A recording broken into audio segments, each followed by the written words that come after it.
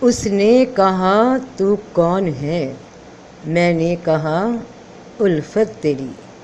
اس نے کہا تکتا ہے کیا؟ میں نے کہا صورت تیری۔ اس نے کہا چاہتا ہے کیا؟ میں نے کہا چاہت تیری۔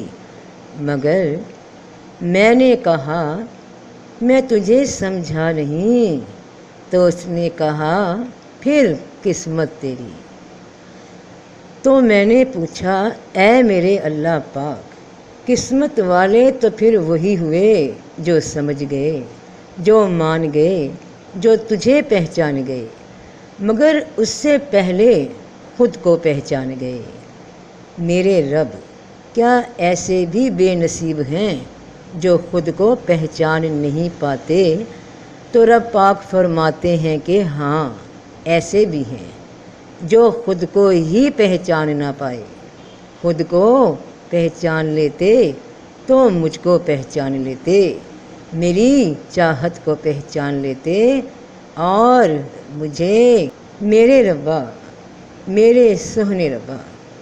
ذرا اور سمجھا دیجئے کہ بات دل میں بھی اتر جائے اور دماغ میں بھی۔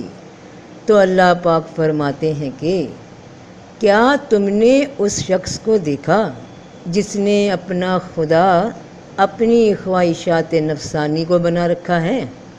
پھر کیا اس کا تو ذمہ دار ہو سکتا ہے؟ یعنی کہ اللہ پاک جس انسان نے پہچان کے سفر میں پہچان کو ہی نہ پایا، آپ اس کی بات کرتے ہیں۔ یعنی کہ دنیا میں تو نے بھیجا کہ یہاں کی کائنات کو دیکھ کر پھر خود کو دیکھ کر تجھے پہچان لے، مگر ایسا ہو نہ سکا اس انسان سے جس نے پہچان کرتے کرتے اپنے ہی نفس کو خدا سمجھ لیا۔ یعنی کہ اس سے تو ایک مطلب یہ بھی نکلتا ہے میرے اللہ کہ انسان کی سرشت میں، اس کی فطرت میں تلاش کا سفر تو لکھا ہے، مگر وہ اگر اس تلاش میں غلط موڑ مڑ گیا تو پہچان تو اس نے کوئی حاصل کی، خود کو تسکین تو پہنچا دی کہ تلاش کچھ کر لیا، مگر تلاش وہ غلط شے کر بیٹھا، کیونکہ تلاش کی یہ پہچان کا سفر تو دو ہی ہستیوں سے شروع ہوتا ہے اور ان پہ ہی ختم۔ وہ ایک خدا ہے اور دوجا انسان خود ہے، مگر جو خدا تک پہنچنے سے پہلے ہی راستے میں دم توڑ گیا، اپنی سوچوں کے سہارے حق تک نہیں پہنچ پایا، سو وہ جہاں تک پہنچ پایا وہ اس کی اپنی ذات تھی۔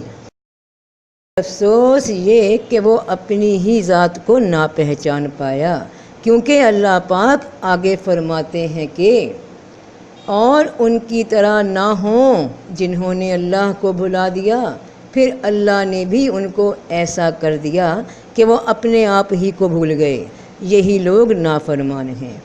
یعنی جنہوں نے اللہ کو بھلا دیا پھر وہ اپنے آپ کو بھی بھلا بیٹھے۔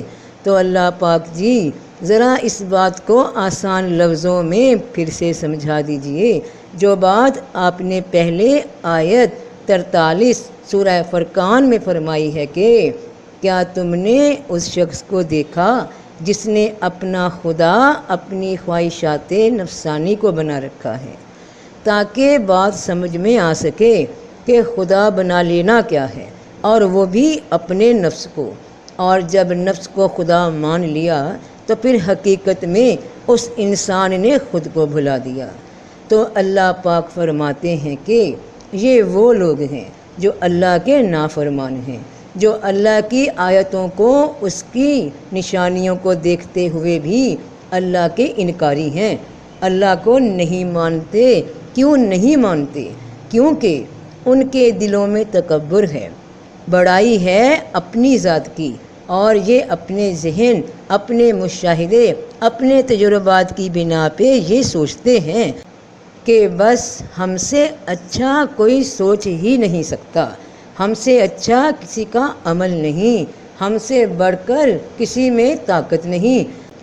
تو جب یہ تکبر دل میں آ جاتا ہے تو ایسا انسان کیونکہ خود وہ عمل نہیں کر سکتا جو اللہ نے اپنی نشانیوں میں، اپنی آیتوں میں بتایا ہے کہ ہم نے کائنات بنائی، ہم نے آسمان بنایا، ہم نے زمین بچھائی، ہم رزق پیدا کرتے ہیں، ہم ہی زندگی دیتے ہیں، ہم ہی موت دیتے ہیں، اور ہم ہی دوبارہ تمہیں مرنے کے بعد زندہ کر دیں گے۔ اب یہاں سے بات ذرا گہرائی سے سمجھنا کہ یہ سب اللہ کی صفات جب وہ دیکھتے سنتے ہیں تو کیونکہ ان کا اپنا نفس، ان کی اپنی جان، ان کی اپنی عقل، ان کا اپنا علم، ان کا اپنا زور یہ سب نہیں کر سکتا، تو وہ کہہ دیتے ہیں کہ ایسا پھر کوئی نہیں کر سکتا، جب میں نہیں کر سکتا تو کوئی اور بھی موجود نہیں جو یہ سب کر لے گا۔ تو یہاں اس نے اپنے نفس کو اللہ کے برابر کر دیا، شرک کر دیا، اور کہتے ہیں کہ ہمارا یہی دنیا کا جینا ہے، ہم مرتے ہیں اور جیتے ہیں اور زمانہ ہی ہمیں ہلاک کرتا ہے، حالانکہ انہیں اس کی کچھ بھی حقیقت معلوم نہیں، محض اٹکلیں دوڑاتے ہیں۔ تو بس پھر تو نفس ہی نفس ہے جس کو خدا سمجھ لیا ہے، اور ایسے انسان کا محدود نفس جو نہیں کر سکتا اس کا انکار کر دیتا ہے کہ یہ سب خود بخود ہی ہو گیا جو وجود میں آ گیا، ورنہ میں نہ کر لیتا، اور اس میں نہ کر لیتا کی کوشش کو ثابت کرنے کے لیے آج تک یہ نافرمانی کرنے والی عوام اس کوشش کا کلائمیکس تب وہاں پہنچا دے گی جب دجال آئے گا۔ یہ فتنہ وہ ایک ایسا شخص جو پھر یہ دعویٰ کرے گا کہ میں بھی مردے زندہ کر سکتا ہوں، میں بھی بارش برسا سکتا ہوں، میرے ہی ہاتھ میں اب رزق ہے، میں ہی خدا ہوں۔ اپنے نفس کی سرکشی کی انتہا اللہ کے مقابلے میں دجالیت ہے، کفر ہے اور شرک ہے۔ بڑائی اپنے جتانے والا بندہ یا بندی ہر سانس کے ساتھ اپنی ذات کی بڑائی کو ثابت کرنے والا بندہ یا بندی ہر ایک سانس کے ساتھ مشرک ہے، شرک میں مبتلا ہے۔ تو کیا تم نے اس شخص کو دیکھا جس نے اپنا خدا اپنی خواہشات نفسانی کو بنا رکھا ہے؟ تو اور ان کی طرح نہ ہو جانا جنہوں نے اللہ کو بھلا دیا، پھر اللہ نے بھی ان کو ایسا کر دیا کہ وہ اپنے آپ ہی کو بھول گئے۔ یہی لوگ نافرمان ہیں، اپنا آپ یہ بھلا دیا کہ حقیقت یہ تھی کہ تو بندہ تھا، تو اپنی اوقات دیکھتا، اپنی پیدائش پہ غور کرتا، اپنے محدود حواس اور اختیارات پہ غور کرتا، تو مانتا کہ ہاں میں ایک مخلوق ہوں، ایک بندہ ہوں، اور میرا ایک مالک ہے، خالق ہے، جس نے مجھے پیدا کیا ہے، جس نے کائنات بنائی یہ ساری، جو ہر کام کر سکتا ہے، اس کے ہاتھ میں ساری بادشاہی ہے۔ تو بندہ خود کو مان لیتا، اور جب تو خود کو مان لیتا تو خود کو پہچان لیتا، اور جیسے ہی خود کو پہچانتا تو اللہ کو پہچان لیتا۔ مگر تو اپنے آپ کو ہی بھول گیا تو اب رب کو کیا پہچانے گا؟ جب تو یہی بھول گیا کہ تو بندہ ہے تو کیسے پہچانے گا کہ رب کون ہے؟